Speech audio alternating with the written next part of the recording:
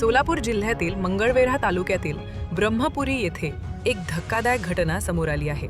Social मीडियावर रील्सच्या माध्यमातून लोकप्रिय झालेल्या रोहिणी निलेश पाराध्ये या तरुणीने जीवन संपवल्याची घटना घडली आहे. अवघ्या 25 वर्षीय रोहिणीने त्यांच्या स्वतःच्या हॉटेल ग्रामपंचायतच्या स्वयंपाकघरात टोकाचे पाऊल उचलल्याने परिसरात हळहळ व्यक्त केली जात आहे. मिळालेल्या माहितीनुसार ही घटना आज मंगळवारी दुपारच्या सुमारास घडली. रोहिणी यांचे पती निलेश पाराध्ये यांनी तिला तात्काळ मंगळवेढा ग्रामीण रुग्णालयात दाखल केले. मात्र डॉक्टरांनी तपासणीअंती तिला मृत घोषित केले. या प्रकरणी पती निलेश पाराध्ये यांनी मंगळवेढा पोलीस ठाण्यात फिर्याद दिली असून पोलीस पुढील तपास करत आहेत. रोहिणी पाराध्ये या सोशल मीडियावर खाद्यपदार्थ आणि सामाजिक विषयांवरील रील्समुळे चांगल्याच लोकप्रिय झाल्या होत्या. त्यांच्या हॉटेल ग्रामपंचायतला देखील नागरिकांचा मोठा प्रतिसाद मिळत होता.